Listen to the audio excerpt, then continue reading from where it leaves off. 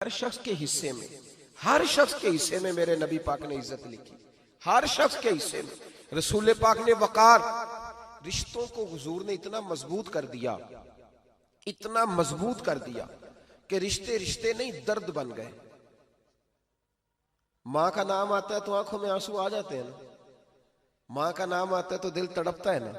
यार ये इनकलाब है जो मिलाद वाले रसूल ने बर्पा किया। वरना हजरत तारिक इब्ने अब्दुल्ला कहते हैं मैं हुजूर के ऐलान नबुव्वत से पहले भी मक्के आया था। आप फरमाते मैंने एक बूढ़ी औरत को, एक नौजवान को गले में रस्सी डाल के घसीट के ले जाते देखा, तो मैंने उससे कहा कि ये क्या कर रहे हो, कौन है ये बीबी, क्या मसला है?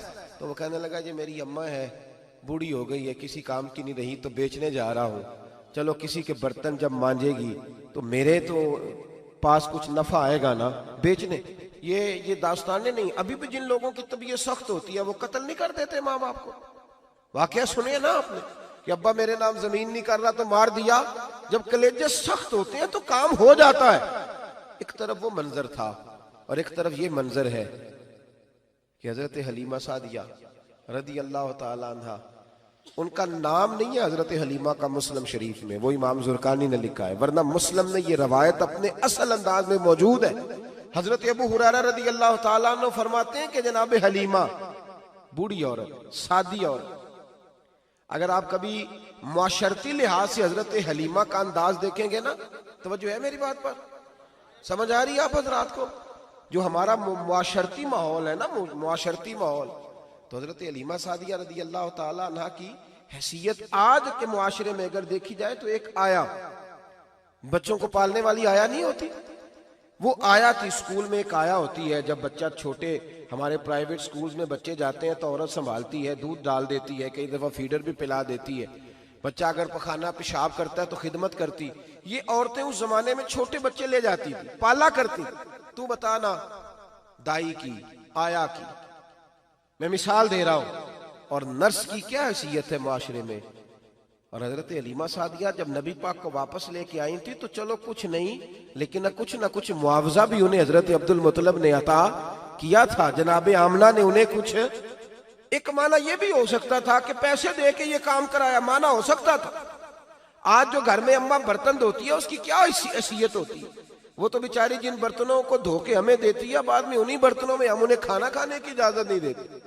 लेकिन मेरे रसूल पाक ने रिश्तों को इज्जत दे दी, इस तरह की इज्जत दी, इस तरह की इज्जत दी कि जनाबे हलीमा मस्जिद नबी का दरवाजा गुजरी ही थी कि हजरत अबू हुरैरा फरमाते हैं नबी पाक मिंबर पर उठ के खड़े हो गए।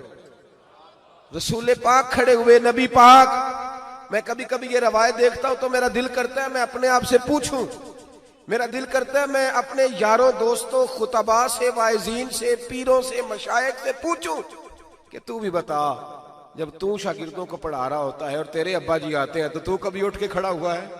अपने जैसे लोगों से, अच्छे उलमा की बात नहीं करता, कभी सवाल करो। ये बड़ा मुश्किल काम होता है, बड़ा मुश्किल कि आलिम दीन तकरीर कर रहा, वालिद आ जाए, बंदा उठ के खड़ा हो।